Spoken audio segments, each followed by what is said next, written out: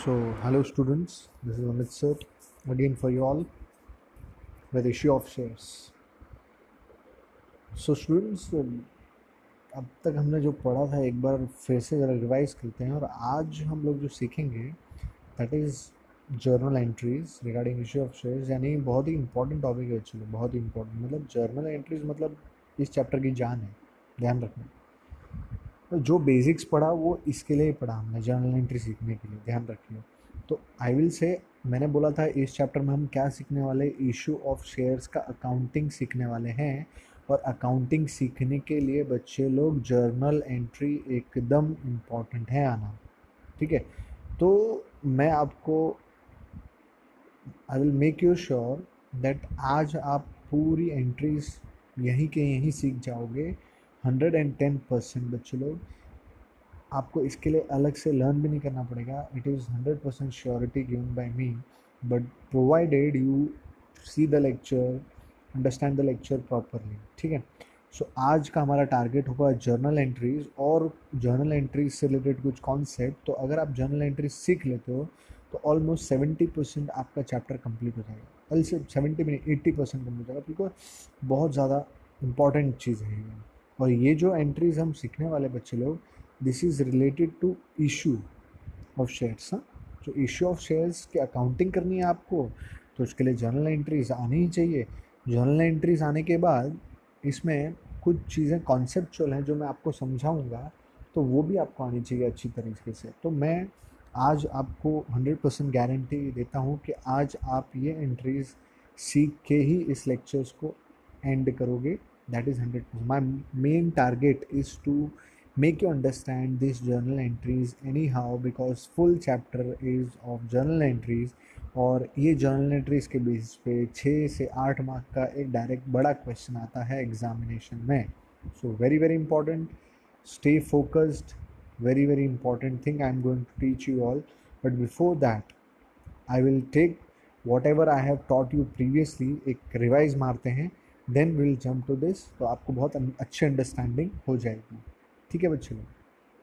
सो बच्चों, last lecture में जो फर्स्ट लेक्चर था हमारा, उसमें हमने क्या क्या पढ़ा था वो एक बार रिवाइज कर लेते हैं, then will go towards today's lecture.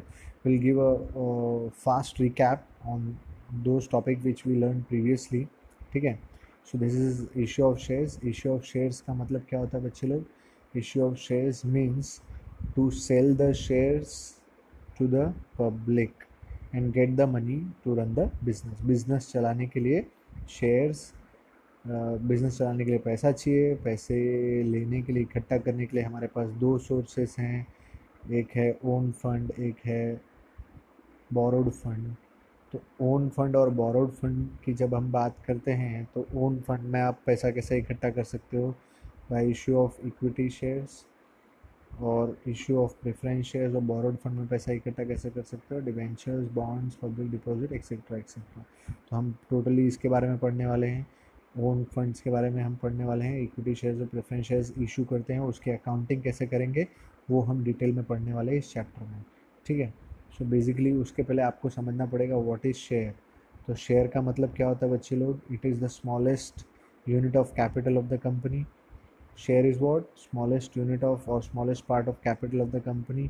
मतलब अगर आपको बहुत ज़्यादा पैसा चाहिए तो उस पैसे को इकट्ठा करने के लिए आपको उस पैसे को छोटे छोटे हिस्सों में डिवाइड करना है, दैट हिस्सा इज नोन एज शेयर।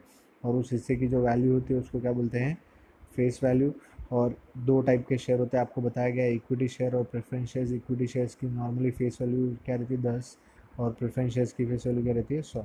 तो ये दोनों चीज़ें आपको ध्यान में रखनी है, बहुत ज़्यादा ज़रूरी हैं, आगे काम आएंगी, ठीक है।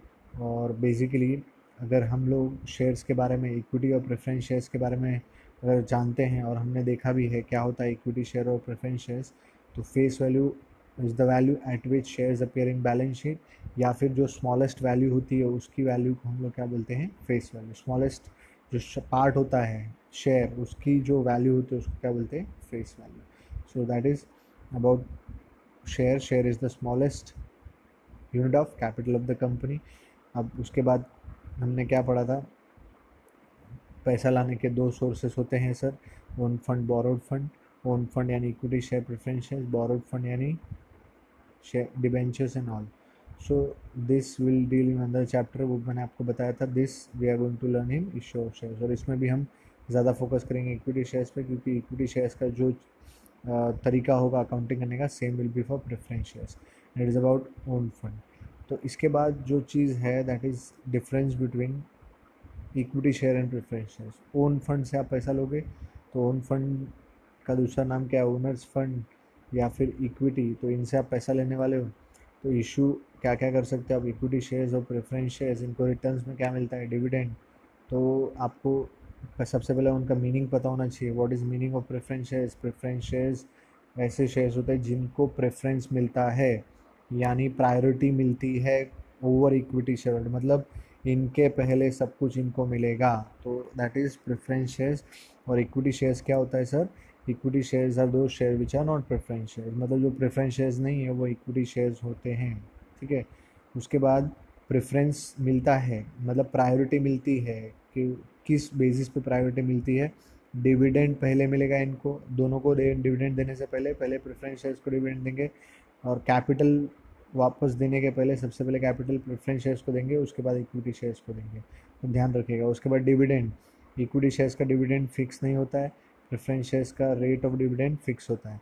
प्रॉफिट डिविडेंड के, डिविडेंड किसके ऊपर डिपेंड करता है?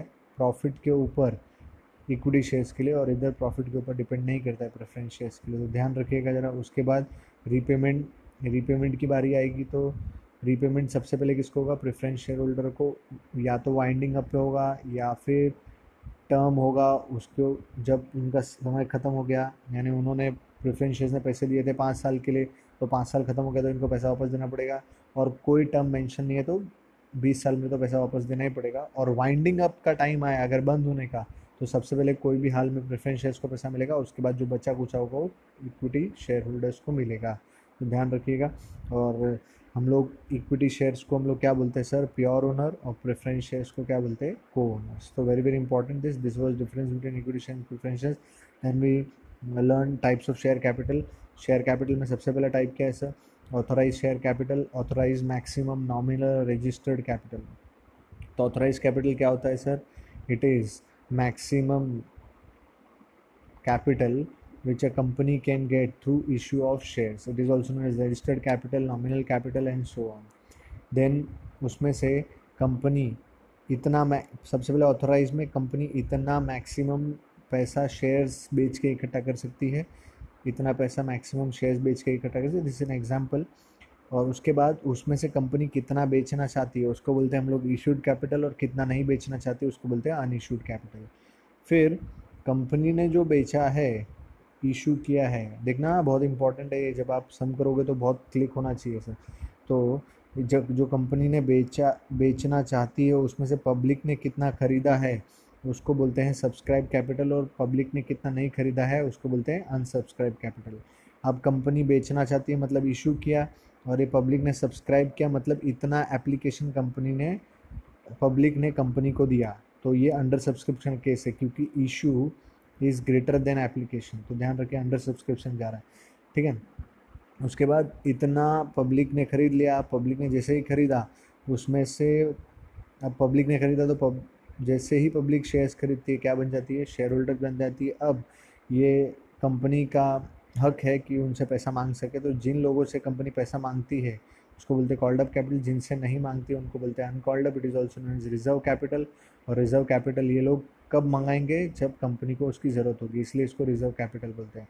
उसके बाद कॉल्ड अप में से जो पैसा कॉल किया गया है, मंगाया गया, उसमें से जो भरता है उसको बोलते हैं पेड अप कैपिटल, जो नहीं भरता है उसको बोलते हैं अनपेड अप कैपिटल। तो ध्यान रखिएगा ज़रा इसमें, this are types of share capital, ठीक है। अगर इसको और तरीके से पढ़ना है तो मैं इसका डेफिनेशन मैंने आपको बताया हुआ है क्या क्या है सर। सबसे पहले इशूड कैपिटल क्या है sir? It is part of authorised capital which is issued to public. It is part of authorised capital which is not issued to public.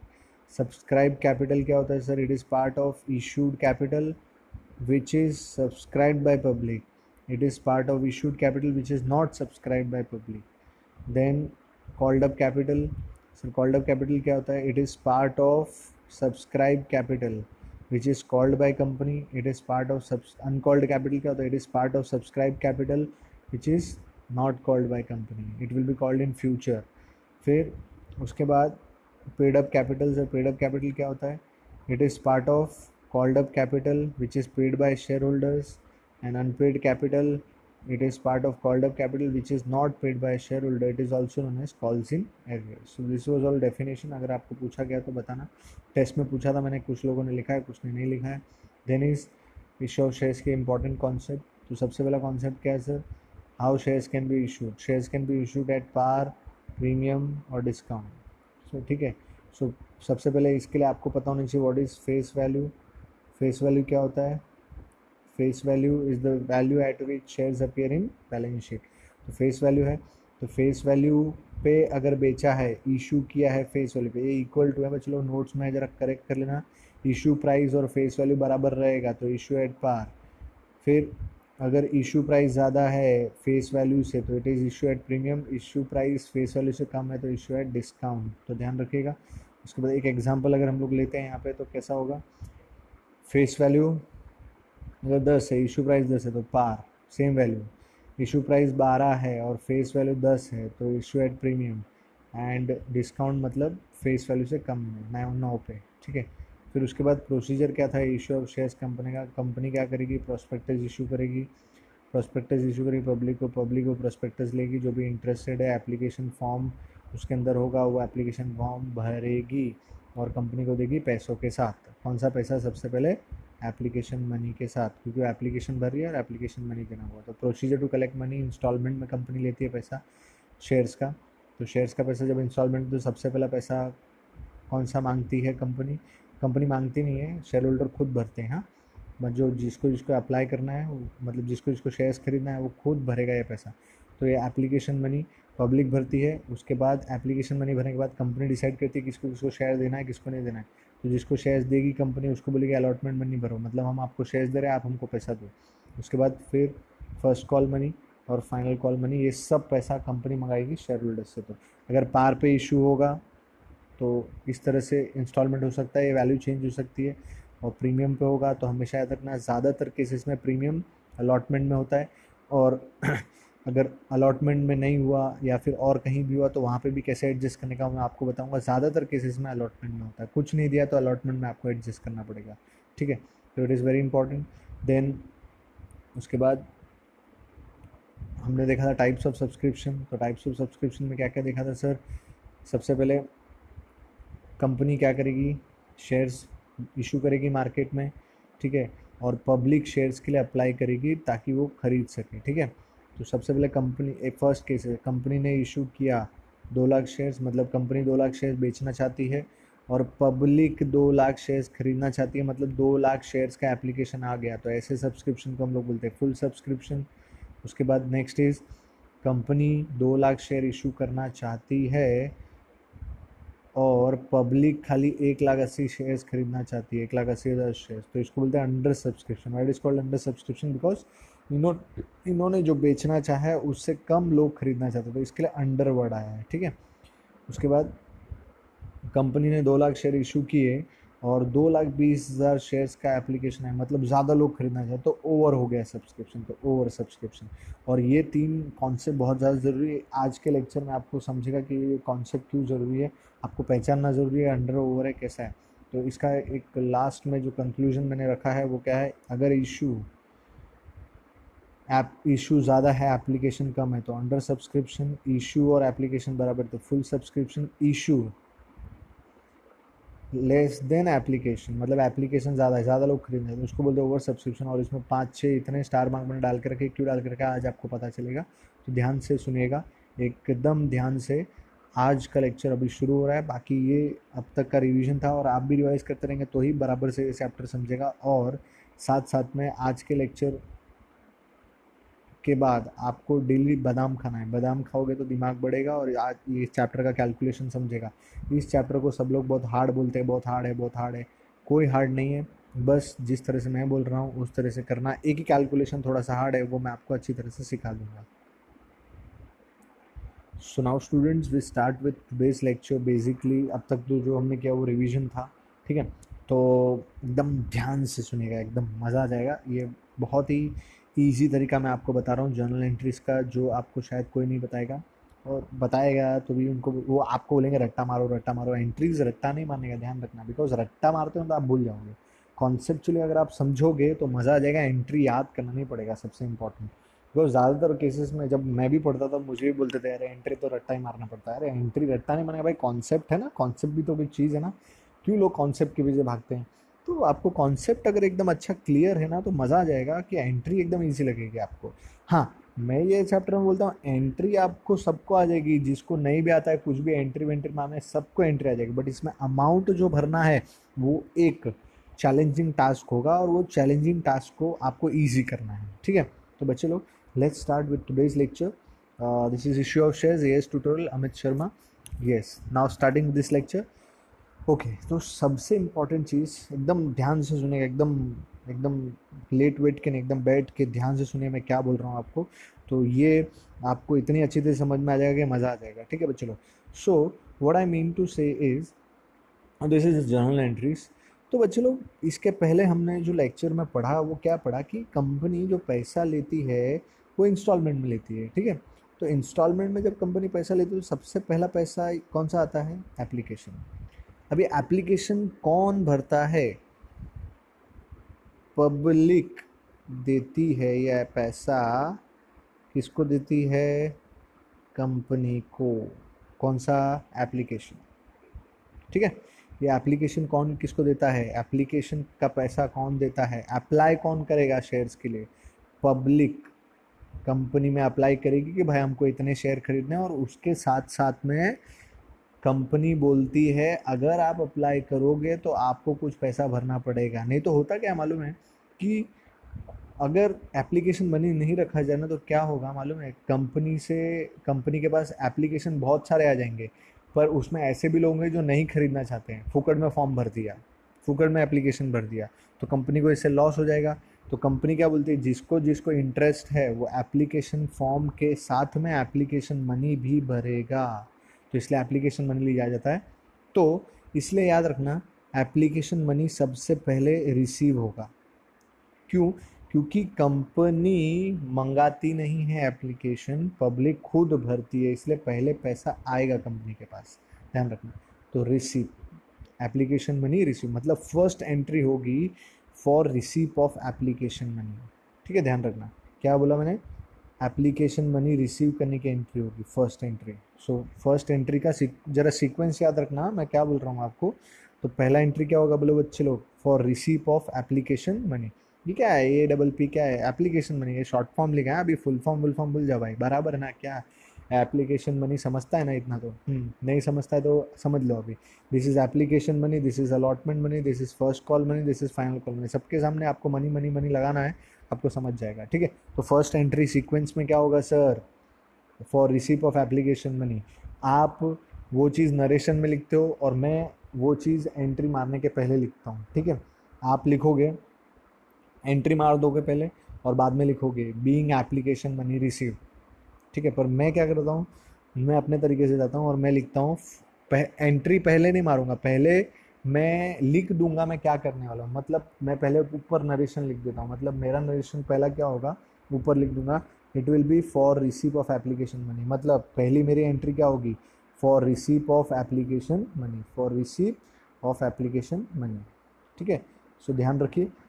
दूसरी एंट्री मेरे होगी ट्रांसफ़र ऑफ एप्लीकेशन मनी। अच्छा, ये कौन सा application money है?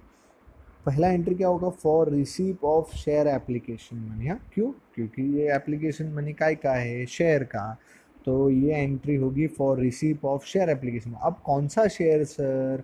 अगर equity share है तो आप बोलोगे for receive of equity share application money. अगर प्रेफरेंस शेयर्स है तो आप बोलोगे for receipt of preference share application money. जो भी शेयर है उसके हिसाब से आप बोलोगे। ठीक है, तो बोलो मेरे साथ, पहला एंट्री कौन सा होगा? बोलो मेरे साथ, पहला एंट्री कौन सा होगा? फटाफट फटाफट बोलो बच्चे लोग, क्या बोला मैंने? पहला एंट्री कौन सा होगा? देख लो ज़रा ध्यान से, पहला एंट्री कौन सा होगा? first entry will be for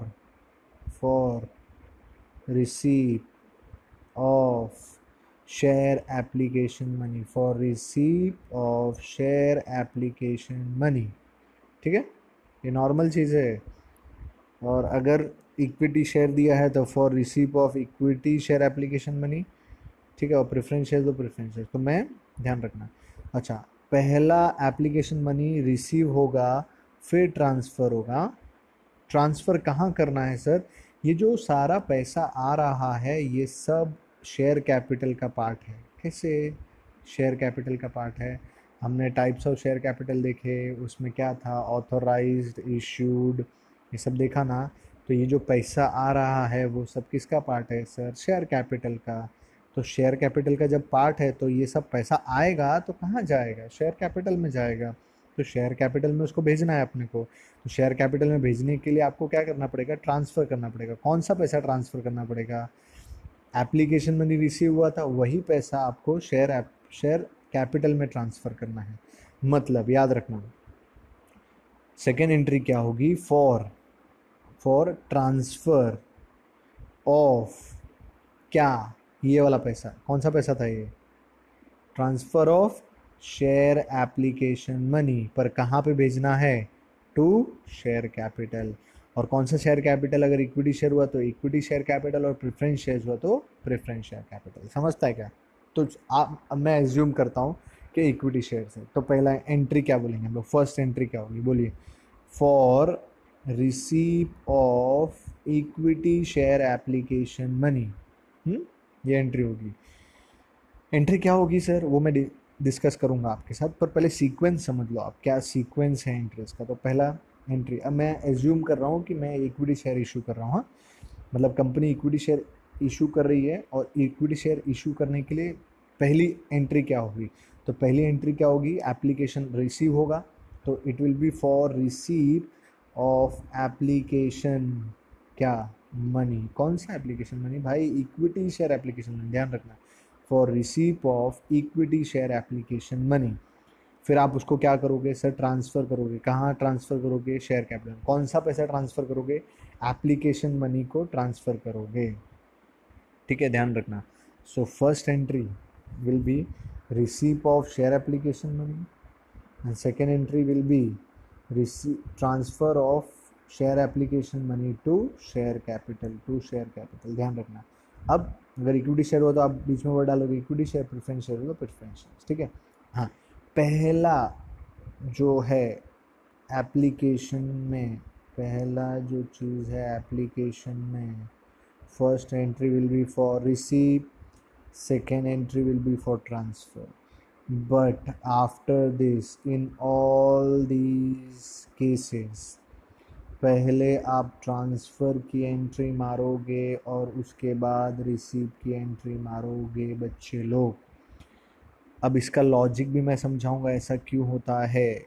ठीक है, बट आपको ध्यान रखना है, अगर पहले एप्लीकेशन स्टार्ट इसी से होगा, एप्लीकेशन मनी रिसीव हुआ है तो पहले आप एप्लीकेशन रिसीव्ड की एंट्री मारोगे, फिर उसको ट्रांसफ़र करोगे शेयर कैपिटल में. ठीक है, फिर आपको ये तीनों एंट्री में सबसे पहले ट्रांसफ़र की एंट्री मारनी है और बाद में रिसीव की एंट्री मारनी है. ध्यान रखिए, एंट्रीज बहुत इजी है, सीक्वेंस ध्यान रखिए बस. पहली एंट्री में पहले रिसीव फिर ट्रांसफ़र, बाकी जितनी भी एंट्री आएंगी उसमें पहले ट्रांसफ़र और बाद में रिसीव. ठीक है, ध्यान रखिए, very very important, this concept is very important. ठीक है, तो अब ये एंट्रीज का सीक्वेंस देखिए, नरेशन बोल दीजिए. अभी पहला, फॉर इक्विटी शेयर इशू कर रहा हूँ मैं. ठीक है, तो फॉर रिसीप ऑफ, बोलो, for receipt of equity share application money. फिर दूसरा एंट्री, फॉर ट्रांसफ़र ऑफ कौन सा money? Equity share application money. कहाँ ट्रांसफ़र कर रहे हो? शेयर कैपिटल में. फिर दूसरा है, ये दो एंट्री हो गए, यहाँ से दो एंट्री ख़त्म हो गई, मतलब 2 entries you have done, 2 entries are over. ये 2 एंट्री ख़त्म हो गई आपकी. नाउ मतलब इसकी भी 2 एंट्री होगी, इसकी भी 2 एंट्री होगी, और इसकी भी 2 एंट्री होगी, सबकी दो एंट्री होंगी. हाँ, तो चलिए, पहला एंट्री मैंने ख़त्म कर दिया. फर्स्ट एंट्री क्या है, receipt of share application money, receipt of, first entry क्या है, for receipt of equity, for receipt of equity share application money, और दूसरा एंट्री क्या होगा, for transfer of equity share application money to share capital. Second, उसके बाद इसमें ये तीनों केसेस में क्या होगा, पहले ट्रांसफ़र फिर रिसीप, तो बोलो transfer of equity share allotment money कहाँ पे भेजना है, टू इक्विटी शेयर कैपिटल। फिर receipt of allotment money, receipt of equity share allotment money, तो एंट्री जो भी होगी वो देख लेंगे। फिर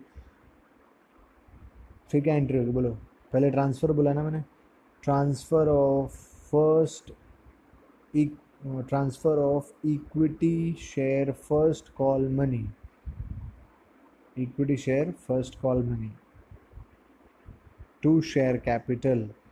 फिर receipt of first call money, receipt of first call money, then final call money को पहले क्या करेंगे, ट्रांसफ़र, तो transfer of final call money to share capital. हाँ, इक्विटी होगा तो इक्विटी बोलेगा, ध्यान रखना, वो बार बार नहीं बोल रहा हूँ मैं, ध्यान रखना आप लोग। फिर फाइनल कॉल को क्या करेंगे, रिसीव करेंगे। तो this are total how many entries, 8 entries.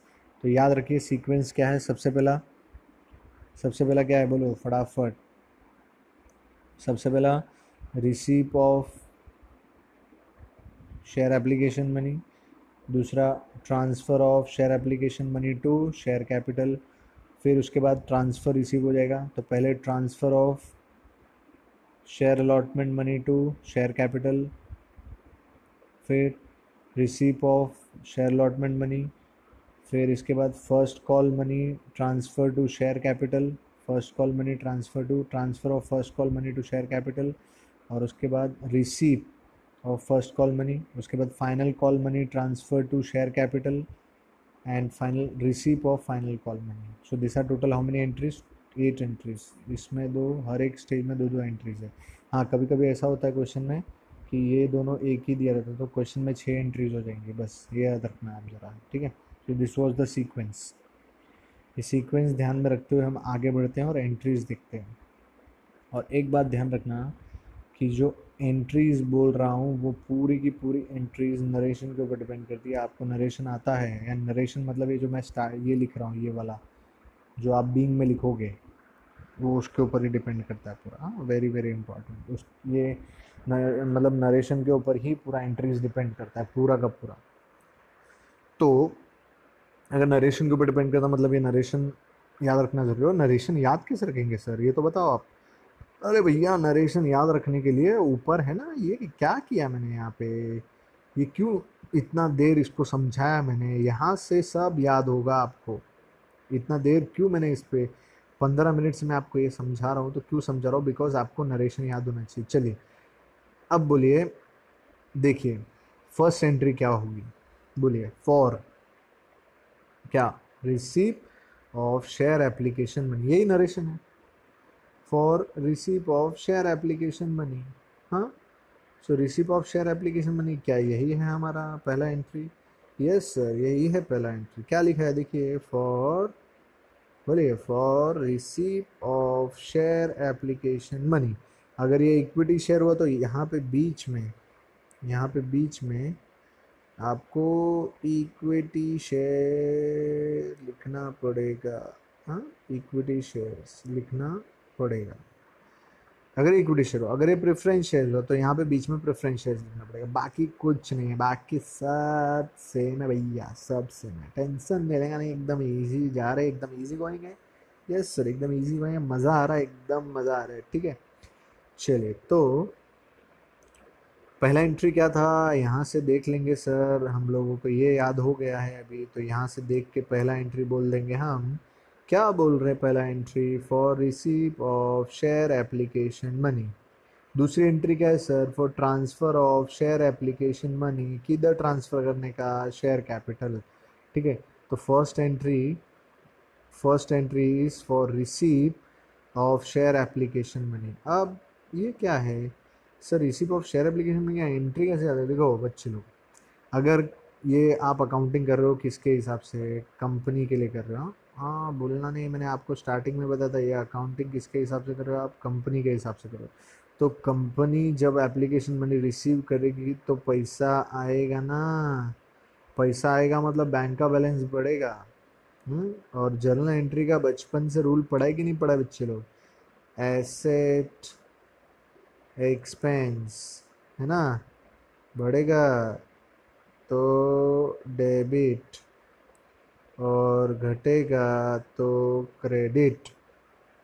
तो बैंक क्या है, एसेट, उसमें पैसा आ रहा है तो बैंक का बैलेंस बढ़ेगा तो बैंक अकाउंट डेबिट।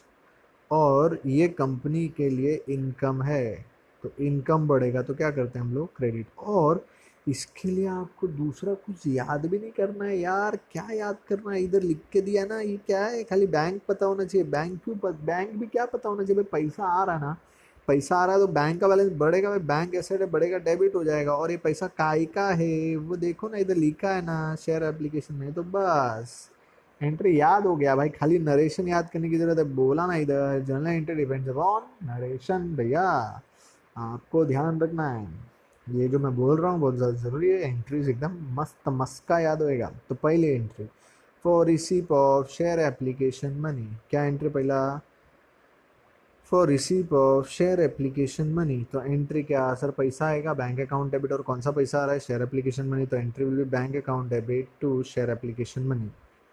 सिंपल है। अगर ये इक्विटी शेयर हो तो बीच में इक्विटी शेयर डालना पड़ेगा, अगर प्रेफरेंस शेयर तो प्रेफरेंस शेयर डालना, बाकी कुछ नहीं है, बाकी सब एकदम मज़ा है, ठीक है। चलो अब सबसे ज़्यादा जो गंभीर बात है इसमें, सबसे ज़्यादा इम्पोर्टेंट जो बात है ना बच्चे लोग, वो है इसका अमाउंट यार। क्योंकि बच्चे लोग ना एंट्री याद के लिए, तो मैं एंट्री याद करवा देता सब कुछ, कहीं कहीं ऐसा भी होता है कि भाई एंट्री भी याद नहीं कर पाते, बट इधर मैं एंट्री भी याद करवा रहा हूँ आपको, एंट्री याद हो जाएगी। बट सबसे इम्पोर्टेंट जो है वो अमाउंट कैसे लिखने का, वो ज़रूरी है, ठीक है। तो इसमें फर्स्ट एंट्री में अमाउंट डालना एकदम ईजी है, इसका कोई अमाउंट का मगजमारी नहीं है। तो अमाउंट तो सबसे फर्स्ट एंट्री में क्या आएगा कि आपको क्वेश्चन में चेक करने का कितना एप्लीकेशन आया है, मतलब पब्लिक ने कितना एप्लीकेशन दिया है कंपनी को, और एप्लीकेशन मनी कितना है, दोनों को मल्टीप्लाई करोगे आप यहाँ पे लिख दोगे, मतलब it will B number of application received into application money, ठीक है। आपको एंट्री के साथ साथ में ब्रैकेट में क्या है वो भी याद रखना है बच्चे लोग। तो ऐसा नहीं चलेगा कि आप एंट्री याद करो और ब्रैकेट में इधर जो लिखा है वो नहीं याद करो, तो आपको सिर्फ एंट्री आएगी, क्या क्या बोला मैंने, आपको सिर्फ एंट्री आएगी, ये आ जाएगा, बट इसमें जो अमाउंट लिखना है वो नहीं आएगा। और जो अगर आपने अमाउंट नहीं लिखा तो आपको मार्क्स नहीं मिलेंगे, दुर्भाग्यपूर्ण होगा अगर आप ऐसा करते हैं। तो इसीलिए मैं आपको बोलता हूँ कि आपको एंट्री के साथ साथ ये जो ब्रैकेट है उसको भी याद करना, और उसको याद करना कोई डिफ़िकल्ट बात नहीं है भाई। कितना एप्लीकेशन मनी रिसीव हुआ होगा, जितना एप्लीकेशन पब्लिक ने दिया है उतना कंपनी को रिसीव हुआ होगा, और एप्लीकेशन मनी से मल्टीप्लाई कर देने का, तो बात ख़त्म हो जाती है, ठीक है। तो this was the first entry, बोलो first entry for receipt of share application money, the entry is bank account debit to share application money, bracket में क्या है, number of application received into application money. और ये question का सबसे starting होगा, ये आपको कॉन्फिडेंस देगा, तो इसके लिए आपको अच्छे से आना चाहिए। Then we have second entry, बोलो बच्चे लोग यार सेकेंड एंट्री क्या होगी, क्या होगी सेकेंड एंट्री, वो जो पैसा एप्लीकेशन मनी रिसीव हुआ है उसको हम क्या करेंगे, ट्रांसफ़र करेंगे, कहाँ ट्रांसफ़र करेंगे सर, शेयर कैपिटल में, ठीक है। सो ट्रांसफर सेकेंड एंट्री का नरेशन फॉर ट्रांसफ़र ऑफ कौन सा मनी था ये, शेयर एप्लीकेशन मनी टू क्या, शेयर कैपिटल, हाँ। तो the second entry will be for transfer of share application money to share capital. देखिए मैं क्या बोला आपको कि आपको नरेशन आना चाहिए, जो इंटरवल नरेशन मैंने ऊपर सिखाया ना वैसे ही आना चाहिए यार, मतलब अगर वो आ जाएगा तो एंट्री आपको दिक्कत नहीं आएगा। देखो कैसे दिक्कत नहीं आएगा, लर्न कर लिया तो देखो, देखो दिखाता हूँ मैं आपको। क्या बोला मैंने, ट्रांसफ़र है, कौन सा एप्लीकेशन मनी, जो आपने फर्स्ट स्टेप में रिसीव किया ना, फर्स्ट एंट्री में जो रिसीव किया वही एप्लीकेशन मनी आपको कहाँ पे भेजना है, शेयर कैपिटल में भेजना है।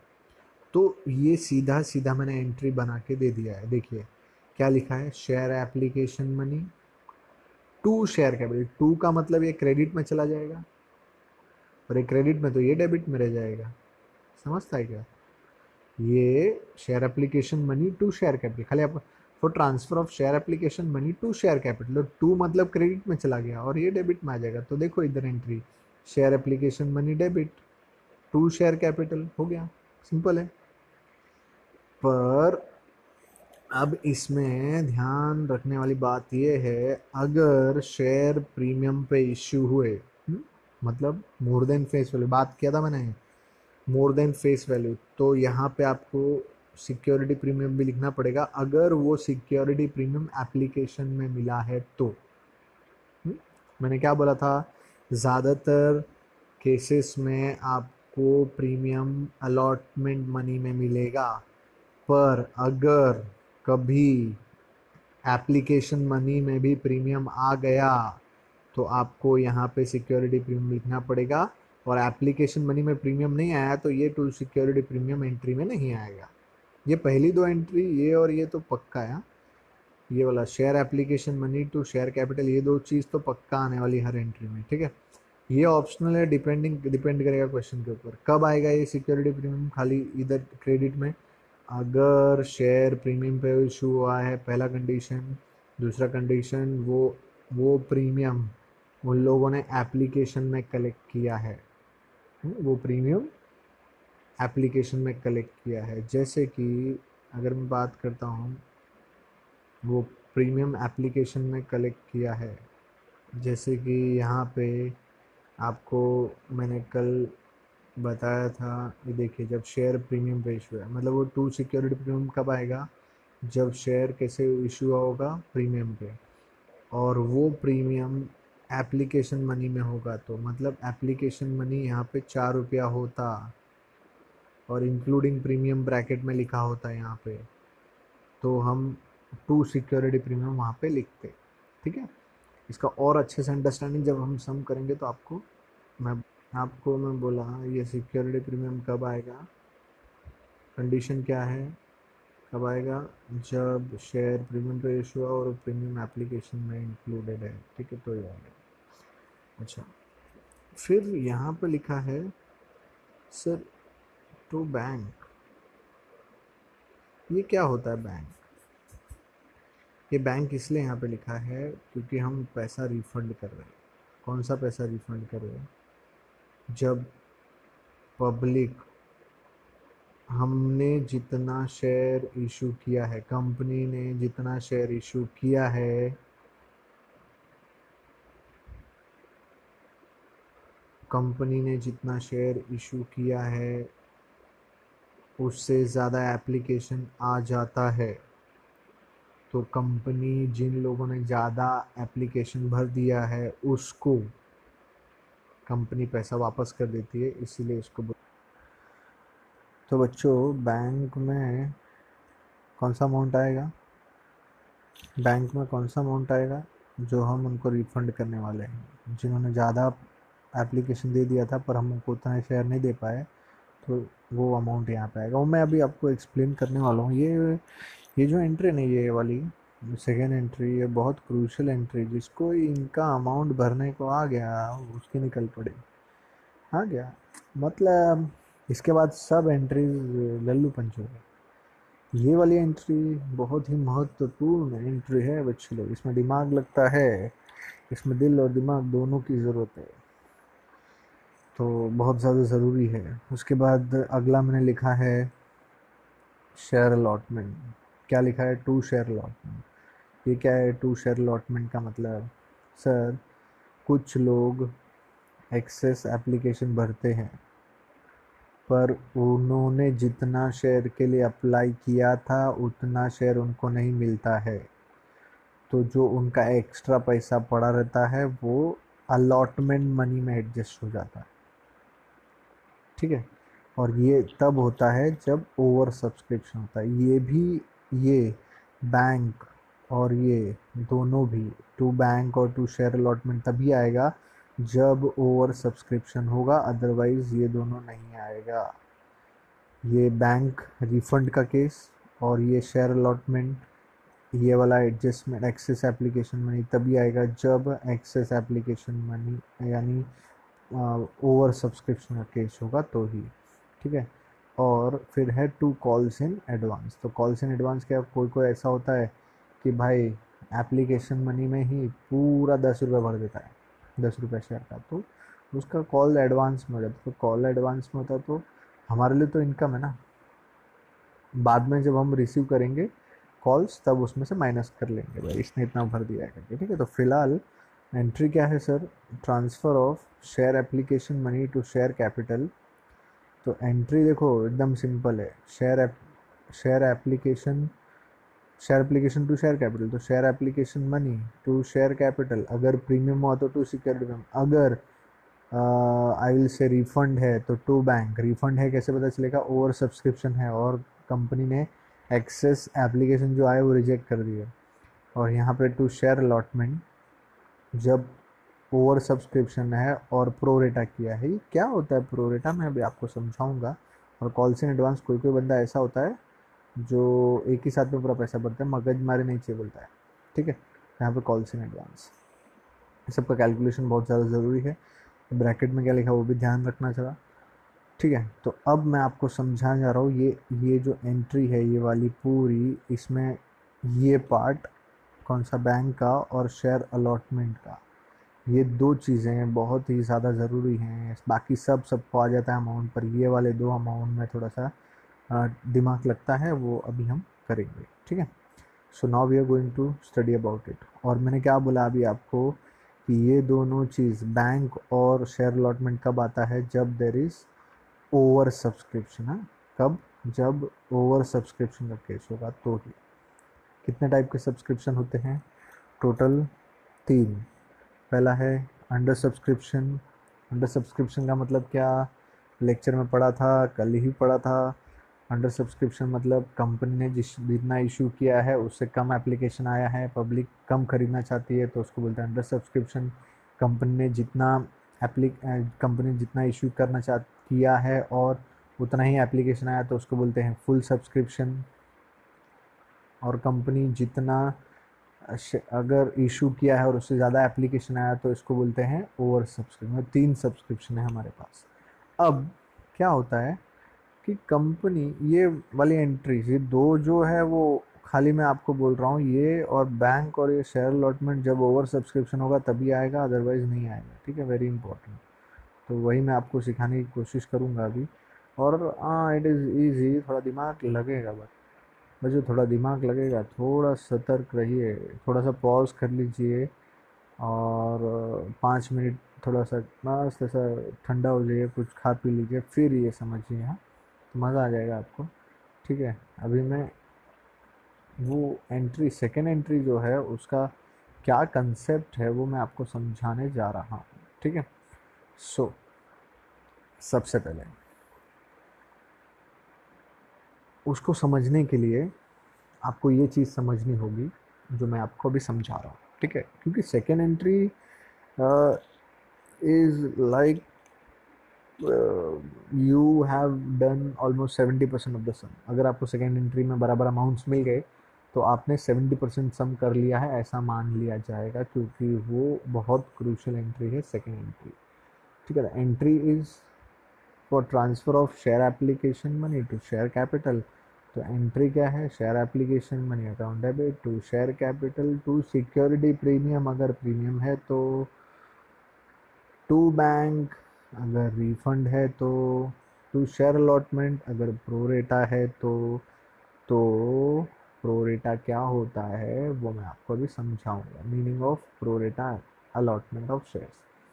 पर ये जो प्रोरेटा है और रिफंड है, टू बैंक और टू शेयर अलॉटमेंट जो लिखा है वो सिर्फ ओवर सब्सक्रिप्शन के केस में आएगा, ठीक है। तो अब मैं आपको बताने जा रहा हूँ कि कंपनी जो है मतलब जो भी सब्सक्रिप्शंस होते हैं, कितने टाइप के सब्सक्रिप्शन होते हैं बोलो, अंडर सब्सक्रिप्शन, फिर है फुल सब्सक्रिप्शन, और उसके बाद कौन सा सब्सक्रिप्शन है सर, ओवर, कौन सा, ओवर सब्सक्रिप्शन। 3 टाइप के सब्सक्रिप्शन है,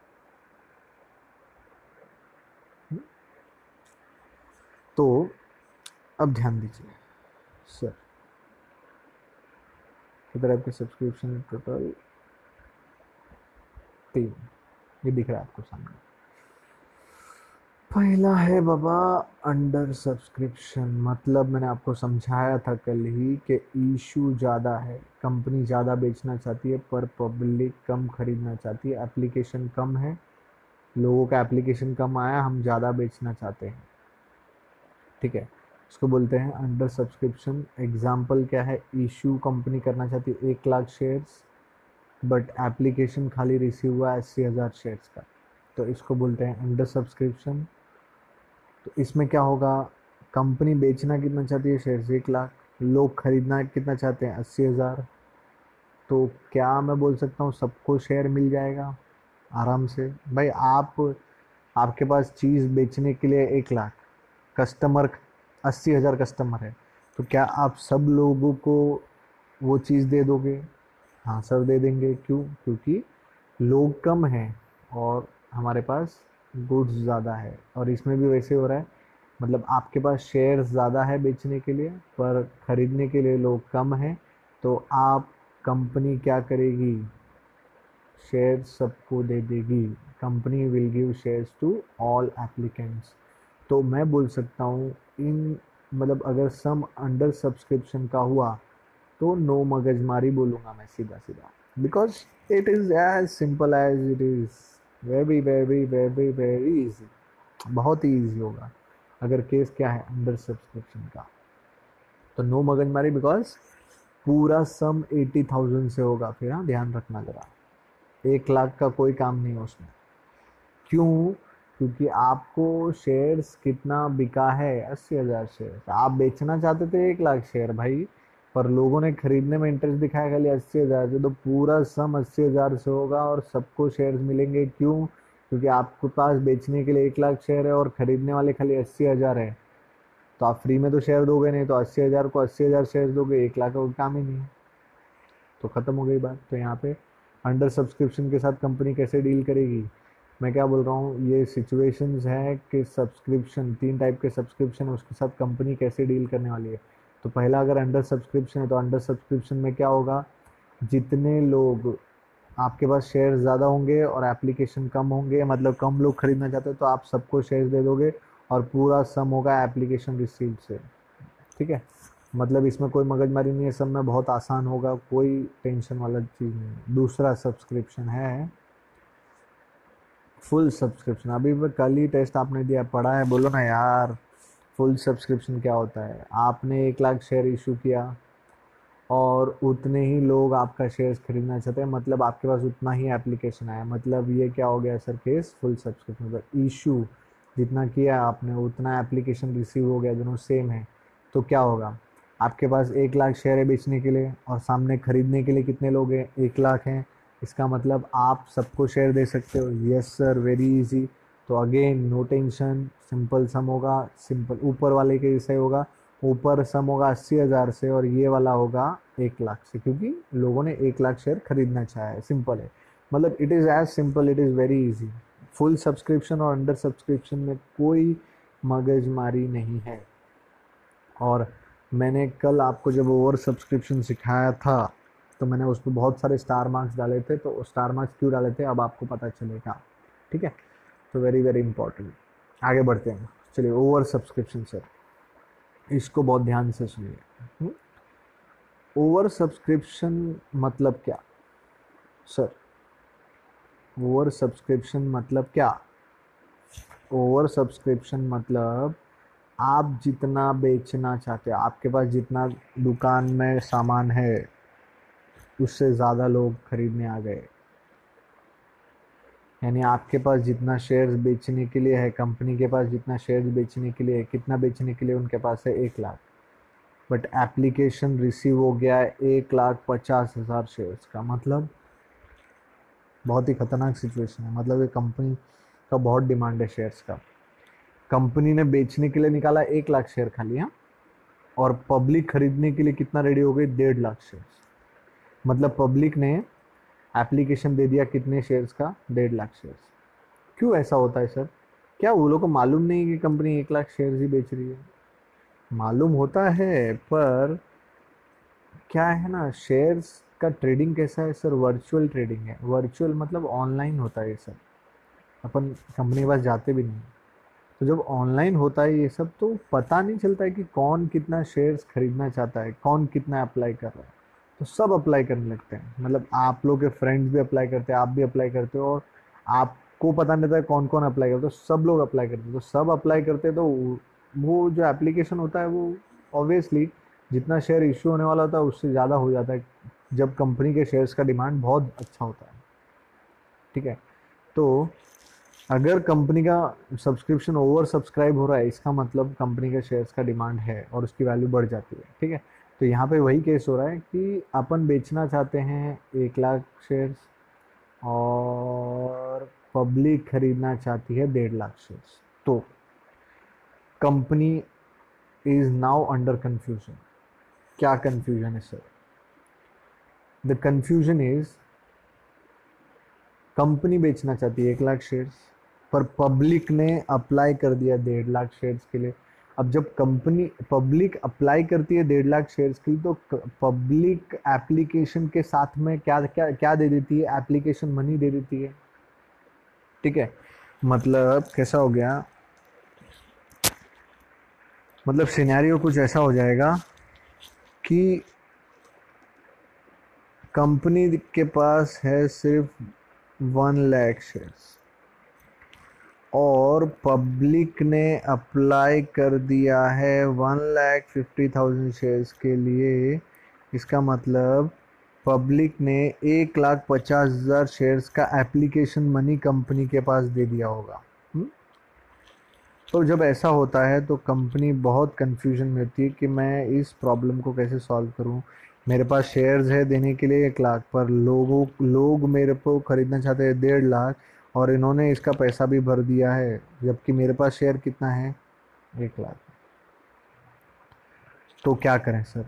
तो आप इस प्रॉब्लम को कंपनी 3 वे में डील कर सकती है, तो मैं वो 3 वे अभी डिस्कस करता हूँ आपसे। हाँ बच्चे लोग, अगर कुछ भी समझ में नहीं आया तो आप ये नंबर पे व्हाट्सअप कर सकते हैं, क्योंकि ये थोड़ा सा टॉपिक ना थोड़ा डीप में जा रहा हूँ, मैं अंदर जा रहा हूँ, तो इसीलिए अगर आपको नहीं आ रहा है तो आप इस नंबर पे व्हाट्सअप कर सकते हैं, 8140006969। ठीक है, दिस इज़ माय नंबर। अगर आपको कोई भी डिफ़िकल्टी होती है तो आप इस नंबर पर कृपया करके संपर्क करें। ठीक है, कुछ नहीं समझ में आता है तो संपर्क करें। ठीक है, बहुत ही ज़्यादा ज़रूरी है आपको समझना ये टॉपिक। तो बच्चे लोग, ये जो प्रॉब्लम है वो कंपनी के पास है अभी, ओवर सब्सक्रिप्शन का, ये सब मगजमारी है। मतलब अभी मैंने ऊपर लिखा था थोड़ी देर पहले, नो, थोड़ी देर पहले क्या लिखा था इधर, भाई, नो मगजमारी in under subscription, no tension in full subscription, there is only मगजमारी इन ओवर सब्सक्रिप्शन। क्योंकि मगजमारी है, तो बस वो मगजमारी 3 तरीके से कंपनी डील कर सकती है। वो 3 तरीके क्या हैं मैं आपसे डिस्कस करने जा रहा हूँ। ठीक है, चलिए, 3 वेज। पहला, सबसे पहला तरीका, फर्स्ट ऑप्शन, इधर लिखा है हमने फर्स्ट ऑप्शन। 3 तरीके हैं, उसमें पहला तरीका ये है, क्या, फर्स्ट ऑप्शन, एक काम करो सर, 1.5 लाख लोगों ने आपको एप्लीकेशन मनी भरा है ना, और आपके पास शेयर्स कितने बेचने के लिए, खाली 1 लाख। तो एक काम करो, आप वो जो 50,000 लोगों ने जो एक्स्ट्रा एप्लीकेशन दिया है उनका पैसा आप रिटर्न कर दो। ठीक है, तो 1 लाख शेयर्स आप दे दो 1 लाख एप्लीकेंट्स को, और बाकी का जो 50,000 है उन एप्लीकेंट्स को आप क्या कर दो, रिफंड कर दो। मतलब कैसा होगा, उनका 50,000 शेयर्स जो एक्स्ट्रा है उसको रिफंड करो। तो कितना पैसा रिफंड करना पड़ेगा सर, अगर एप्लीकेशन मनी 2 रुपया है, ठीक है, एग्जाम्पल ले रहा हूँ, एप्लीकेशन मनी 2 रुपया है, तो 50,000 इंटू 2, मतलब आपको रिफंड करना पड़ेगा 1 लाख रुपीज़। तो पहला ऑप्शन क्या हो गया कि 50,000 जिन्होंने एक्स्ट्रा एप्लीकेशन दिया उनको उनका पैसा वापस कर दो, तो इसको बोलते हैं रिफंड। तो जब मैं रिफंड की बात करता हूँ तो ये जो रिफंड आएगा ना, अगर पहला ऑप्शन कंपनी ने लिया है रिफंड आया, तो इस रिफंड का मतलब है जर्नल एंट्रीज में यहाँ पर कनेक्ट होगा वो, दैट इज टू बैंक, यहाँ पे आ जाएगा। वो जो 1 लाख रुपए मैंने बोला आपको, वो यहाँ पे आ जाएगा। कब होगा ये? पर ओवर सब्सक्रिप्शन में सबसे पहला ऑप्शन लिया तो फिर ये नहीं आएगा। खाली खाली रिफंड हुआ तो सिर्फ बैंक आएगा, ठीक है, खाली रिफंड हुआ तो खाली टू बैंक आएगा, ये शेयर अलॉटमेंट नहीं आएगा। चलिए फिर आगे बढ़ते हैं। पहला ऑप्शन क्या है सर? एक्सेस एप्लीकेशन है, उनको आप रिजेक्ट कर दो। रिजेक्ट करने का मतलब क्या होता है? उनको आप पैसा वापस दे दो कि हम आपको शेयर नहीं दे पाएंगे, आप अपना एप्लीकेशन मनी वापस ले लीजिए। यह पहला ऑप्शन है। चलिए दूसरे ऑप्शन की ओर बढ़ते हुए, तो दूसरा ऑप्शन क्या है सर? एक काम करो, कंपनी क्या बोलती है कि हम लोग अभी नए हैं मार्केट में, तो अगर हम पहला ऑप्शन लेंगे ना तो क्या होगा, ये जो जिन्होंने 50,000 शेयर्स के लिए अप्लाई किया था ना, वो नाराज़ हो जाएंगे और अगली बार हमारे शेयर नहीं खरीदेंगे। तो अब हम ऐसा करते हैं कुछ कि हम सबको खुश करें, मतलब जितने लोगों ने भी शेयर के लिए अप्लाई किया है उन सबको शेयर दें, पर थोड़ा सा कम दें। कैसे सर? ये कैसा बोल रहे हैं आप? क्या बोल रहे हैं? कैसा होगा ऐसा कम दे? मतलब क्या? कम दे सकते हैं ना, आपकी मर्जी है, ठीक है। तो कैसा कंपनी क्या करेगी सर? इसी को हम लोग बोलते हैं प्रो रेटा अलॉटमेंट। क्या? प्रो रेटा अलॉटमेंट का मतलब क्या होता है कि जितना शेयर पब्लिक ने अप्लाई किया है हम उसको उतना ना दे के उससे थोड़ा सा कम देंगे। तो इससे क्या होगा कि जितने लोगों ने भी अप्लाई किया है सबको मिलेगा, पर कम कम मिलेगा। इसमें सब खुश हो जाएंगे, थोड़ा सा कम मिलेगा चलेगा बट सबको मिलेगा। और इसमें क्या हो रहा था, जिन्होंने एक्स्ट्रा अप्लाई किया है उनको पूरा पूरा पैसा वापस करना है हमको। इतने 50,000 शेयर्स को कोई शेयर नहीं, 50,000 एप्लीकेंट्स को कोई शेयर नहीं देना है। पर इसमें क्या होगा, सबको शेयर मिलेगा। प्रोरेटा अलॉटमेंट मतलब क्या? Give share to all applicants but less than what they have applied for by making a ratio। मतलब सबको शेयर दो पर कम दो, जितना उन्होंने मांगा है उससे थोड़ा सा कम। और वो कैसे होगा? रेशियो बनाना पड़ेगा आपको। रेशियो कैसे बनाना पड़ेगा? एप्लीकेशन कितना आया है इस टू अलॉटमेंट, मतलब पब्लिक कितना खरीदना चाहती है और कंपनी कितना देना चाहती है, उसका एक रेशियो बनेगा। तो 1.5 लाख ऐसे होगा ना, 1.5 लाख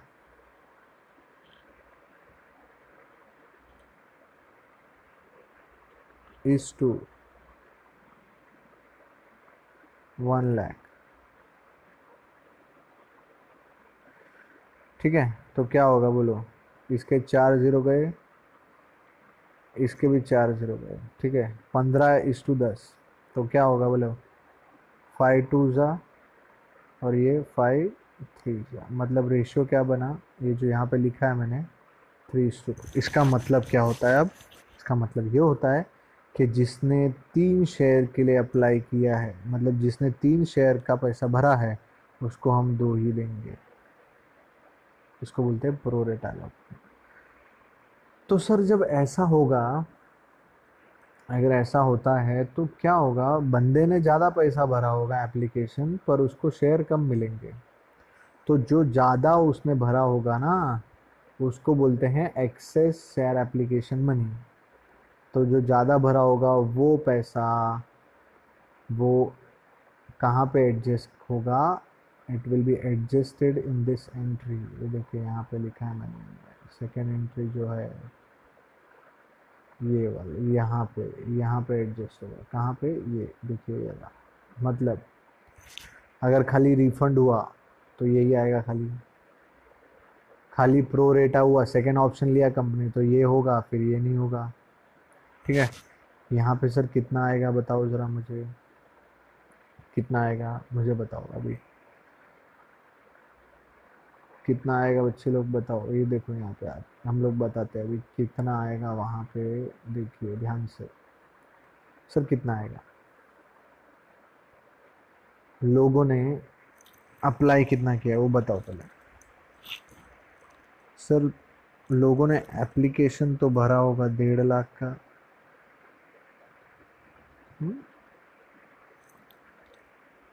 सर एप्लीकेशन मनी मांग के चलो 2 रुपया है, कैसे 2 रुपया क्वेश्चन में दिया रहेगा। यानी कितना रुपया भरा लोगों ने? 3 लाख। कितना भरा? 3 लाख। पर कंपनी कितना शेयर दे रही है उन लोग को? 1 लाख। तो उनको भरना कितना चाहिए था? 1 लाख इंटू 2 ही भरना चाहिए था। एप्लीकेशन में 2 रुपया ना, तो 2 ही भरना चाहिए था। मतलब उनको सिर्फ भरना चाहिए था 2 लाख, तो उन्होंने एक्सेस ज़्यादा कितना भर के रखा है? 1 लाख। तो सर ये जो 1 लाख है वो कहाँ जाएगा? वो एंट्री में टू शेयर अलॉटमेंट में जाएगा। जो 1 लाख बोल रहा हूँ मैं आपको, वो कहाँ आएगा? यहाँ पे, ये वाली एंट्री में, यहाँ पे 1 लाख आएगा इसके सामने। यहाँ पे अगर सेकंड ऑप्शन लिया, प्रो रेटा अलॉटमेंट किया तो ठीक है, प्रो रेटा नहीं किया, रिफंड किया तो ये नहीं आएगा, यहाँ पे 1 लाख आ जाएगा सेम अमाउंट, रिफंड कर रहे तो।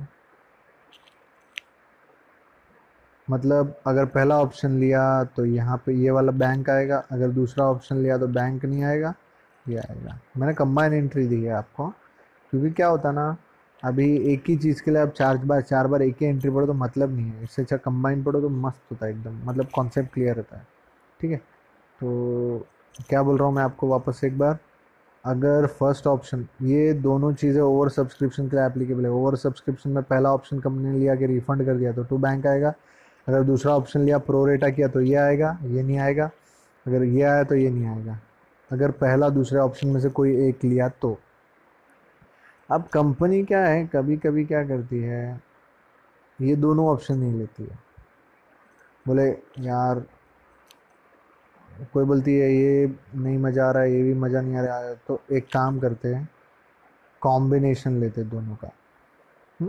और ये जो सेकंड ऑप्शन है उसको क्या बोलते हैं? प्रोरेटा। प्रोरेटा का मतलब बोलो ना यार, आप लोग बोलते नहीं हो। प्रोरेटा का मतलब क्या है? प्रोरेटा का मतलब है जितना शेयर अप्लाई किया है उससे कम देना, सबको शेयर देना, पर जितना अप्लाई किया है उससे कम देना, बस।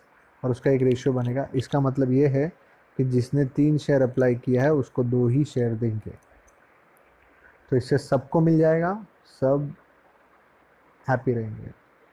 उसको प्रो रेट अलॉटमेंट बोलते हैं। तो यहाँ पे मैंने मस्त तो थोड़ा हिंदी में भी लिखा है आपको, जिसने 3 शेयर्स के लिए अप्लाई किया होगा उसको कंपनी 2 शेयर देगी। तो ऐसे केस को हम लोग बोलते हैं प्रो रेट अलॉटमेंट। अब कभी कभी क्या होता है, कंपनी वो दोनों ऑप्शन छोड़ देती है। कंपनी बोलती है एक काम करो, तीसरा ऑप्शन लाओ हमारे लिए। तो सर तीसरा ऑप्शन क्या है? तीसरा ऑप्शन है ऑप्शन 1 और ऑप्शन 2 का कॉम्बिनेशन। मतलब it is combination of option, it is combination of option 1 मतलब रिफंड वाला ऑप्शन, और ऑप्शन 2 प्रो रेटा, दोनों का combination. So it is combination of refund and pro रेटा, दोनों भी करेंगे हम। सर दोनों कैसे करेंगे देखते हैं। कंपनी के पास एप्लीकेशन कितना आया है? सर 1.5 लाख का, और कंपनी शेयर्स कितना देने वाली है? 1 लाख। ठीक है। अब कंपनी ने डिसाइड किया कि कंपनी एक काम करेगी, रिफंड करेगी 30,000 एप्लीकेंट्स को। मतलब 30,000 एप्लीकेंट्स को कंपनी एक भी शेयर नहीं देगी, ठीक है। तो आप क्या करोगे, 1.5 लाख एप्लीकेशन में से 30,000 एप्लीकेशन रिजेक्ट कर दोगे, मतलब 30,000 को आप एक भी शेयर अलॉट नहीं करोगे, तो डैश हो गया, अलॉटमेंट में कुछ अलॉट नहीं करोगे। तो अब 1.5 लाख में से 30,000 एप्लीकेंट्स को पैसा वापस कर दिया आपने, ठीक है। तो एप्लीकेशन मनी कितना था, 2 रुपया मैंने मान के चला था एग्जाम्पल में, तो रिफंड में 30,000 इंटू 2 आ जाएगा, मतलब कितना सर, 60,000 वो टू बैंक में आ जाएगा, ठीक है। दूसरा, सर बचा कितना, आप 1,50,000 में से 30 तो आपने रिटर्न कर दिए, अब एप्लीकेशन बचे 1,20,000, 1,20,000 को आपको कितने शेयर देने हैं, मतलब जिन्होंने 1,20,000 के लिए अप्लाई किया है उसको आप 1,00,000 शेयर्स देने वाले हो, तो रेशियो बनेगा 6:5, कट करोगे आप तो मतलब इसका हुआ कि जिसने 6 शेयर अप्लाई किया उसको 5 देने वाले हैं हम लोग। तो दोनों चीज़ हो गई, क्या दोनों चीज़ हो गई, रिफंड भी हो गया 30,000 शेयर्स का, और प्रोरेटा भी बन गया, क्योंकि हम 1,20,000 शेयर्स को 1,00,000 शेयर्स देने वाले हैं, 1,20,000 एप्लीकेंट्स को 1,00,000 शेयर देने वाले, मतलब प्रोरेटा भी हो गया। तो it is combination of both, मतलब वो एंट्री में दोनों आएगा, मतलब ये एंट्री में यहाँ पे क्या आएगा, टू बैंक भी आएगा और टू शेयर अलॉटमेंट भी आएगा, दोनों आएगा। सर कितना आएगा, देखो इसका एकदम सिंपल है, बैंक का 30,000 इंटू 2 क्यों कर रहा हूँ मैं बार बार, सर ये एप्लीकेशन मनी है जो क्वेश्चन में दिया रहेगा, और हमने एग्जाम्पल में भी एप्लीकेशन मनी 2 ही लिया है। तो यहाँ पे कितना आ जाएगा सर, 60,000। हाँ, यहाँ पे कितना आएगा सर, शेयर अलॉटमेंट में, हाँ इसमें क्या आएगा सर, जितना उन्होंने एक्सेस भरा होगा, कितना उन्होंने एक्सेस भरा होगा, वहाँ पे था एक्सेस कितना भरा था उन लोगों ने, देखना पड़ेगा ना भाई, कितने लोग थे, 1,20,000 लोग।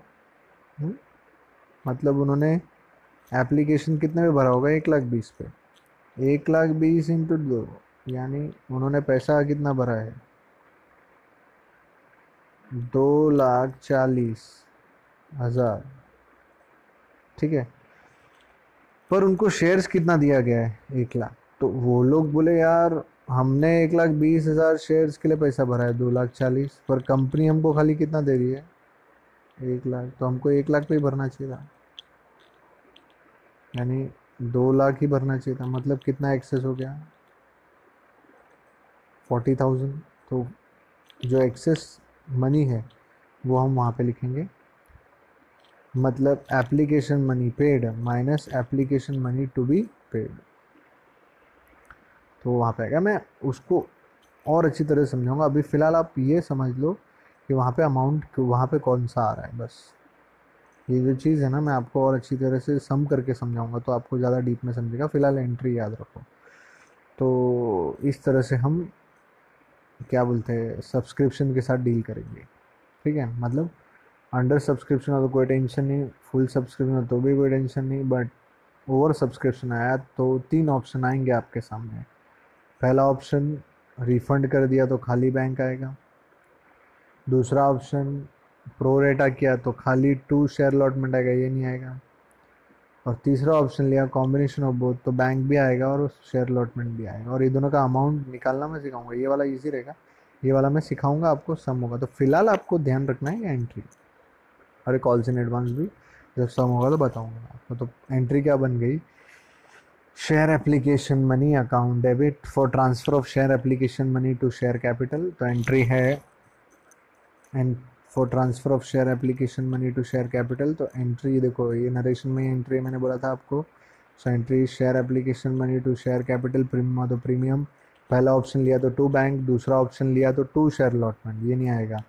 और दोनों option combination of third option लिया तो to bank to share allotment, और ये दोनों तभी आएगा जब ओवर सब्सक्रिप्शन है, ओवर सब्सक्रिप्शन है तभी, अदरवाइज नहीं आएगा, ठीक है। So that was the second entry.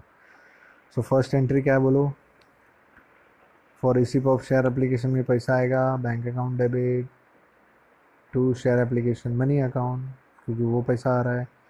फिर दूसरा एंट्री क्या होगा, बोलो इधर ऊपर देख के ये सब पता चलेगा। फॉर ट्रांसफ़र ऑफ, बोलो ना यार, for transfer of share application money to share capital.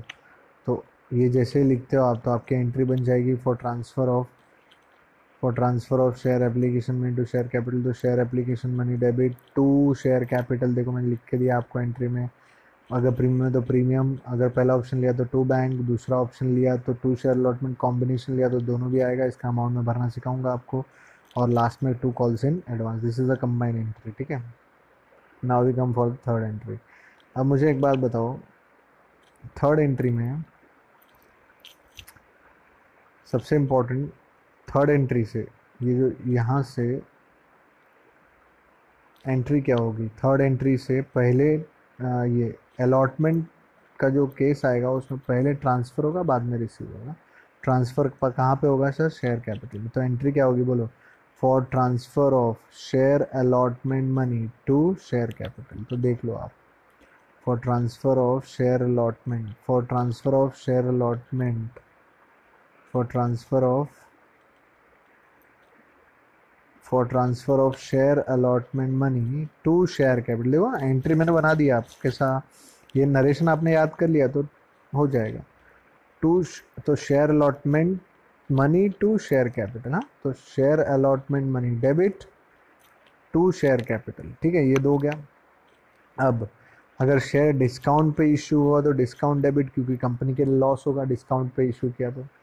और अगर ज़्यादा में प्रीमियम में इशू हुआ, मतलब 10 की चीज़ 12 में बेचे तो फ़ायदा होगा। तो फ़ायदा मतलब इनकम, इनकम मतलब क्रेडिट, इनकम बढ़ेगा तो क्रेडिट करते हैं ना भाई। रूल क्या है अपना, जन मतलब जर्नल एंट्रीज का रूल, तो वो रूल ही अप्लाई कर रहे हैं हम लोग। इसमें भी दिक्कत आती तो मुझे आप मैसेज करेंगे कि सर ये एंट्रीज का रूल हमें समझाइए, तो मैं वो भी आपके लिए कर दूंगा। तो एंट्री क्या देखिए, share allotment money to share capital. तो entry share allotment money to share capital.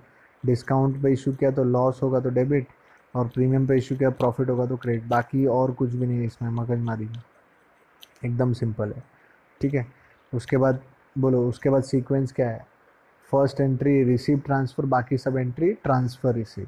तो अब क्या होगा, जैसे मैंने शेयर अलॉटमेंट मनी ट्रांसफ़र किया उसके बाद मैं क्या करूँगा, शेयर अलॉटमेंट मनी को रिसीव करूँगा। तो शेयर अलॉटमेंट मनी जब मैं रिसीव करूँगा तो पैसा आएगा मेरे पास, यस सर। तो पैसा आएगा तो बैंक का बैलेंस बढ़ेगा, डेबिट।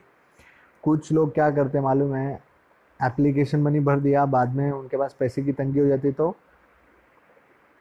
बाद में उनके पास तंगी हो जाती तो क्या करते हैं वो लोग, they don't pay the allotment money. Company बोलती है आपको शेयर दे रहे हैं, पर उनके पास पैसा ही नहीं होता तो अलॉटमेंट मनी भरने नहीं आते। तो अलॉटमेंट मनी नहीं भरने आते तो क्या होता है सर, वो हो जाता है, पैसा डूब जाता है। इसलिए कॉल्स इन अरेयर, ये फर्म के लिए, कंपनी के लिए लॉस है। तो लॉस है इसलिए वो डेबिट हो जाता है। और वो कौन सा पैसा, देखो नॉर्मली एंट्री क्या होती है, for receive of share allotment money, पैसा आएगा bank account debit to share allotment money. But जो पैसा नहीं भरता उसको अपन कॉल से निर्भर करके डेबिट करने का, तो लॉस है, ठीक है। और यहाँ पे इसमें अमाउंट कितना आएगा, आपको एंट्री देखना पड़ेगा। एंट्री नंबर 3 में जो शेयर अलॉटमेंट है, ये एंट्री नंबर 3 में जो शेयर अलॉटमेंट है, उस अमाउंट में से आपको एंट्री नंबर 2 का शेयर अलॉटमेंट मनी माइनस करना पड़ेगा, तो वो आपको फोर्थ एंट्री का अमाउंट मिलेगा, ठीक है। So fourth entry is for receipt of share allotment money, entry is bank account debit, calls in debit to share allotment money, ठीक है।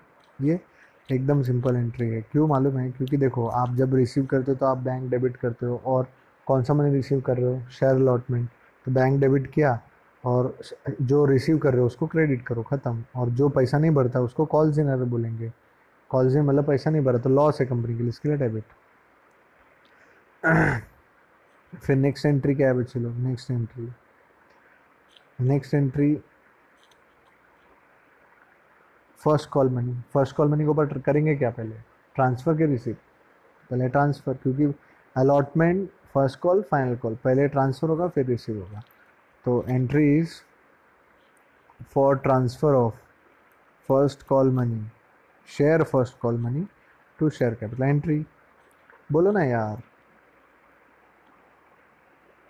Share first call money to share capital, और अगर कुछ premium हुआ तो टू सिक्योरिटी प्रीमियम, क्योंकि मैंने आपको बोला था प्रीमियम वो लोग कहीं भी ले सकते हैं, तो जहाँ भी लेंगे वहाँ पे प्रीमियम हमेशा ट्रांसफ़र के एंट्री में क्रेडिट में ही आएगा, ध्यान रखना, ट्रांसफ़र के एंट्री में क्रेडिट में ही आएगा, remember this thing, very very important. ठीक है, तो transfer of share first call money to share capital, entries for share first call money to share capital, और प्रीमियम हुआ तो टू सिक्योरिटी प्रीमियम।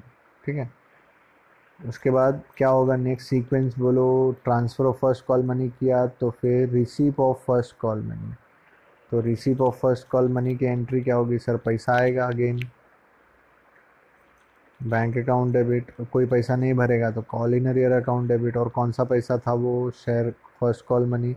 और अगर कोई किसी ने पहले से एडवांस भर के रख दिया है, कौन सा वाला एडवांस, एंट्री नंबर 1 वाला एडवांस, ये वाला देखिए, ये इधर क्रेडिट में है, एंट्री नंबर 2 में एडवांस, एडवांस क्रेडिट में है, तो जब इस पैसे को भरने की बारी आएगी तो इसको फिर से क्या करना पड़ेगा, डेबिट करना पड़ेगा, क्योंकि कैंसिल करना पड़ेगा, तो यहाँ पे कॉल्स इन एडवांस डेबिट। मतलब याद रखना, अगर आपने किधर भी कॉल्स इन एडवांस रिसीव किया है तो बाद में उसको रिवर्स करने के लिए पहले कॉल्स इन एडवांस क्रेडिट होता है, तो बाद में कॉल्स इन एडवांस को डेबिट करना पड़ेगा। बाकी इसमें कुछ इतना याद रखने वाली बात नहीं है। बाकी इसमें मेन क्या था मालूम है, पैसा आएगा तो bank debit to share call money, और अगर किसी ने पैसा नहीं भरा तो ये, और कॉल्स इन एडवांस तो ये। ठीक है, ये ध्यान रखना ज़रा। फिर नेक्स्ट एंट्री क्या है सर, बाद में रिपीट हो रही है अभी इस पे एंट्री, मज़ा नहीं आ रहा है सर, अभी क्या रिपीट हो रही है बोलो। फिर एंट्री क्या आएगी, फाइनल कॉल मनी ट्रांसफ़र करेंगे, है ना, पहले ट्रांसफ़र फिर रिसीव बोला मैंने, तो ट्रांसफ़र ऑफ क्या sir, share second and final call money to share capital, तो share second and final call money to share capital, अगर प्रीमियम हुआ तो प्रीमियम, सब में सेम ही रिपीट हो रहा है। उसके बाद रिसीव करेंगे आप, क्या रिसीव करेंगे sir, final call money receive करेंगे तो पैसा आएगा बैंक अकाउंट डेबिट, किसी ने पैसा नहीं भरा तो calls in advance, calls in arrear, अगर किसी ने पहले से ज़्यादा भर किया तो कॉल्स इन एडवांस भी डेबिट, और लास्ट में share final call money account credit. समझता है क्या बाबा, ये मालूम पड़ा क्या कैसे एंट्रीज बन रहा है। देखो मैंने आपको बोला है एंट्रीज याद करने के लिए आपको ये आना चाहिए, ये मैंने आपको बता दिया है, और ये आपको समझ गया तो बाद में एंट्रीज बनाना एकदम हलवा है। हलवा है मतलब एकदम पपलू है भैया, एकदम मस्त, एकदम इजी है, तो उसमें कोई दिक्कत नहीं आने वाली है आपको। ठीक है, तो very very important this thing कि आपको ये कितनी चीज़ें आपको अच्छे से आनी चाहिए। ठीक है, इसका टेस्ट होगा, और टेस्ट होगा तो आपको ये एंट्रीज एकदम परफेक्ट आनी चाहिए, विद ब्रैकेट में कौन से अमाउंट है और क्या कंसेप्ट पढ़ाए हैं, वो सारे के सारे कंसेप्ट के साथ आपको पूरा अच्छे से एंट्रीज आना चाहिए। तो अगर आपको एंट्रीज आएगा तो आपको नेक्स्ट टाइम जब मैं सम कराऊंगा तो आपको सम भी आएगा, अगर मैं आपको एंट्रीज नहीं आता है तो आपको सम में दिक्कत होगा, और ये वाला कैलकुलेशंस आपको नहीं समझेगा, ये जो है ना ये वाला कैलकुलेशन आपको नहीं समझेगा अगर आपने बराबर से एंट्रीज नहीं किया तो एंट्रीज अच्छे से परफेक्टली करके रखो, तो आपको तभी आपको अच्छे से समझेगा। ठीक है, तो एक बार हम लोग फिर से रिवाइज करते हैं और अच्छे से समझते हैं, फिर से एक बार पूरा फिर से स्टार्टिंग से आज का जो लेक्चर है वो रिवाइज करते हैं। ठीक है बच्चे लोग, तो सबसे पहले आप जर्नल एंट्रीज पढ़ रहे हैं, जर्नल एंट्रीज किसका पढ़ रहे हैं सर, इश्यू ऑफ शेयर्स का, अकाउंटिंग पर्पज़ के लिए ये आ जाएगा, तो 70% 80% चैप्टर आपको आ जाएगा। अब सबसे पहले इसमें क्या है, कंपनी पैसा इंस्टॉलमेंट में लेती है, instalment is like application money, allotment money, first call, final call, ये 4 इंस्टॉलमेंट तो ज़्यादातर, और कम से कम application, allotment, first call and final call, मतलब साथ में हो जाते हैं, कभी कभी 3 ही होते हैं, तो या तो 3 इंस्टॉलमेंट या तो 4 इंस्टॉलमेंट, तो ये इंस्टॉलमेंट के हिसाब से सिस्टम चलता है। तो पहला जब एप्लीकेशन मनी रिसीव होगा तो पब्लिक पैसा भरेगी, इसलिए कंपनी के पास पहले पैसा आएगा, बाद में कंपनी उसको ट्रांसफ़र करेगी शेयर कैपिटल में। बट उसके बाद मतलब फर्स्ट एप्लीकेशन मनी से रिलेटेड एंट्री पहले रिसीव होगा फिर ट्रांसफ़र होगा। ट्रांसफ़र कहाँ पे होगा, शेयर कैपिटल, मैंने बोला है आपको। फिर उसके बाद जो एंट्रीज होगी वो कैसे होगी सर, पहले ट्रांसफ़र होगा बाद में रिसीव होगा। Reason, this action is done by company. ये तीनों allotment, first call, final call, ये कंपनी करती है, इसलिए पहले कंपनी ट्रांसफ़र कर देती है और उसके बाद रिसीव करती है। कोई कोई बोलता है कि ये ड्यू की एंट्री है, तो ड्यू की एंट्री बोल लो आप, चलेगा। तो पहले ट्रांसफ़र फिर रिसीव, ये तीनों केसेस में। और इधर फर्स्ट केस में it is action by public, तो पहले रिसीव बाद में ट्रांसफ़र। ठीक है, ध्यान रखना ज़रा, वेरी इंपॉर्टेंट। तो इसी से आपको एंट्रीज याद होगी, नरेशन याद होगा, नरेशन याद होगा तो एंट्री याद हो जाएगी। चलिए, तो पहला बोलो, for first entry, first entry for receipt of share application money. दूसरा entry, for transfer of share application money to share capital, तो पहले रिसीव फिर ट्रांसफ़र, बाद में हर एक एंट्री में पहले ट्रांसफ़र फिर रिसीव। बोलो, for transfer of share allotment money to share capital, बाद में for receive of share allotment money. उसके बाद first call money, sorry, transfer of first call money to share capital, फिर receive of first call money, फिर transfer of final call money to share capital, बाद में receive of final call money. इस तरह से sequence है, ध्यान रखना है इंटरेस्ट का। चलो, तो फिर फर्स्ट एंट्री बोलो, receive of share application money. Entries, पैसा आएगा बैंक अकाउंट डेबिट, और कौन सा पैसा मिल रहा है, शेयर एप्लीकेशन, तो to share application, number of application to application money. ठीक है, उसके बाद second entry, for transfer of share application to share capital. अब देखो, मैंने आपको बोला है आपको नरेशन याद करना है। For transfer of share application money to share capital, तो share application money to share capital, to मतलब क्रेडिट में, तो share application money debit to share capital.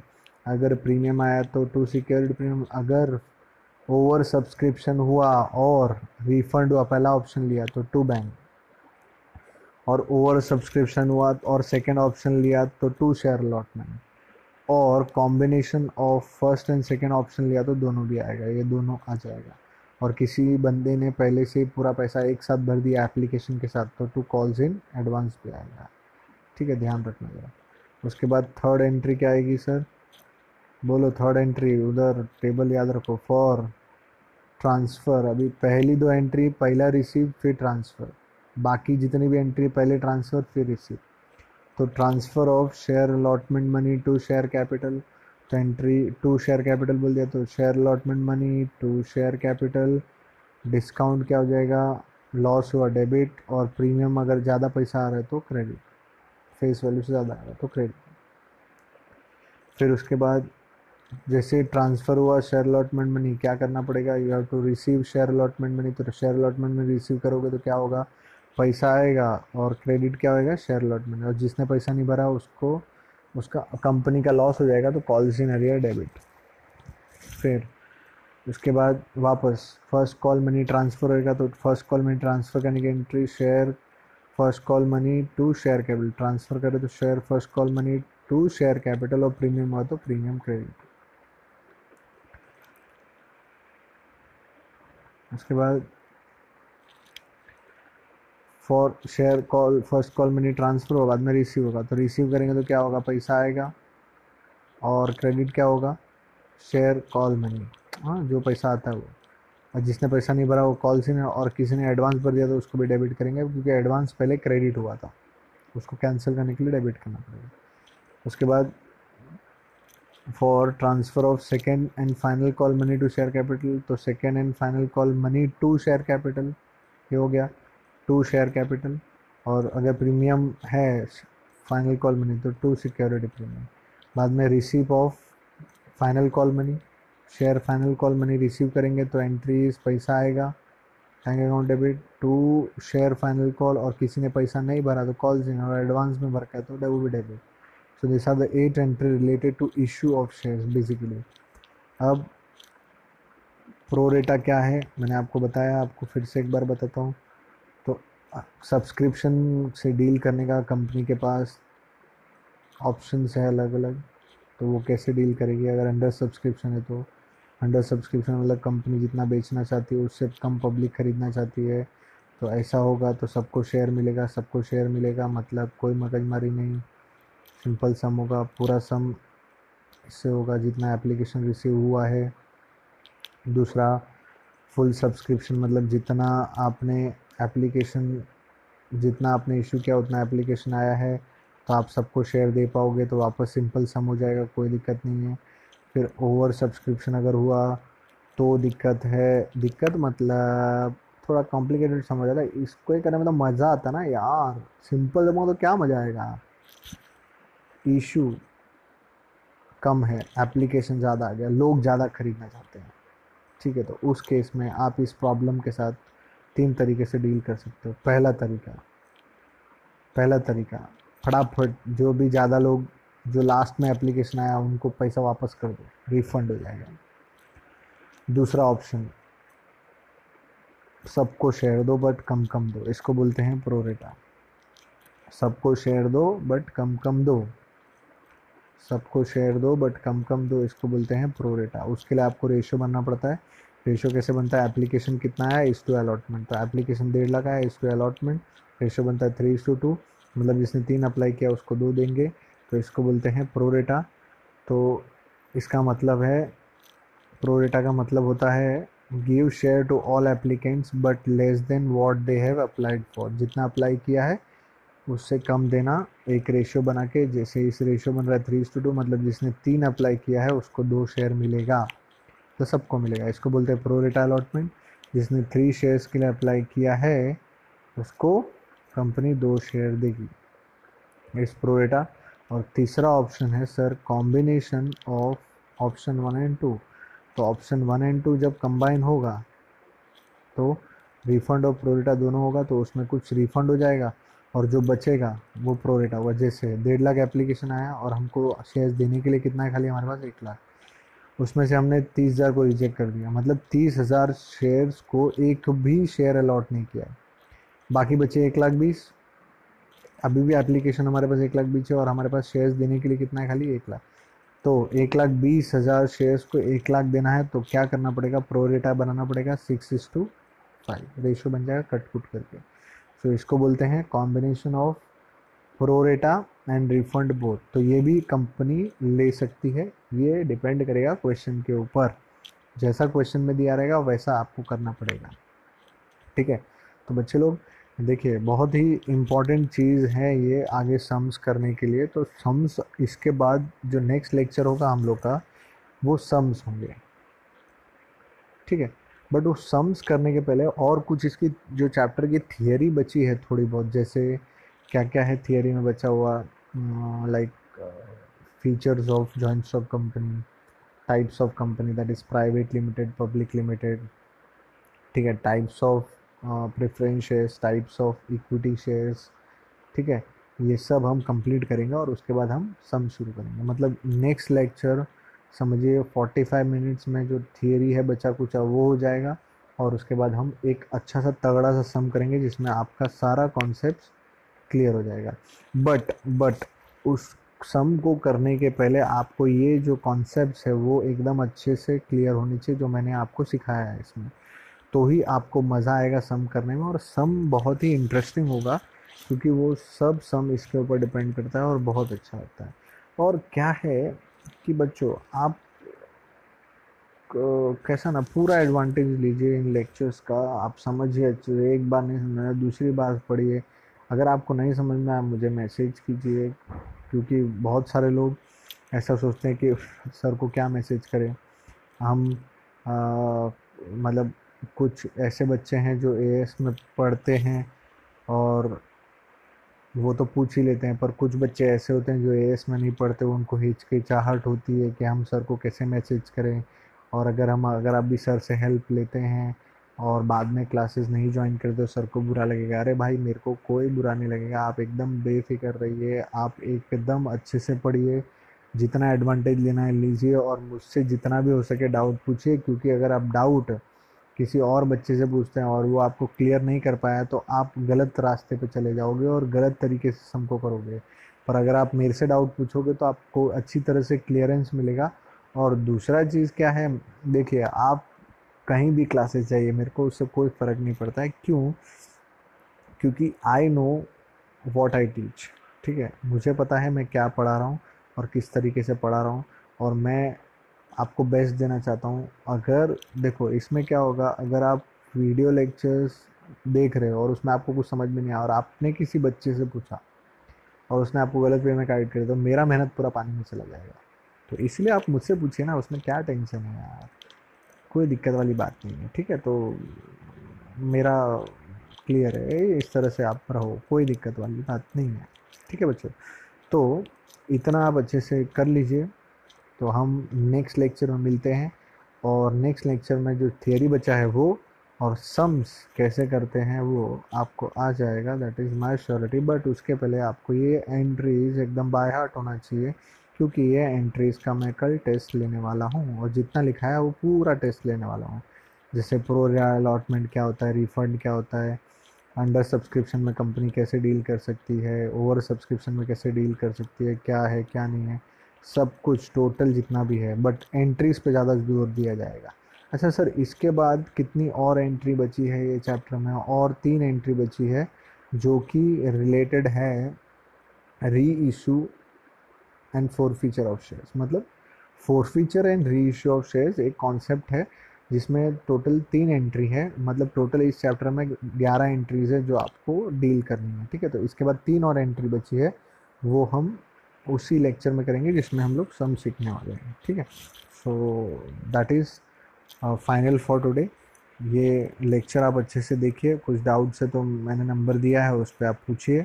As के बच्चे भी पूछ सकते हैं, बाहर वाले भी पूछ सकते हैं, क्योंकि आपका कॉन्सेप्ट क्लियर होना बहुत ज़रूरी है। अगर आप ये लेक्चर देखने के बाद डाउट्स होते हैं और आप नहीं पूछते हो मेरे से, तो आपका लॉस हो रहा है। ऐसा मत करिए, आप मुझसे डायरेक्ट पूछिए। ठीक है, कोई दिक्कत नहीं है, आप एएस वाले हो या नहीं हो, but I will help you all, because it's the time which should not go waste actually. ठीक है, so thank you everyone, meet you in next lecture, thank you.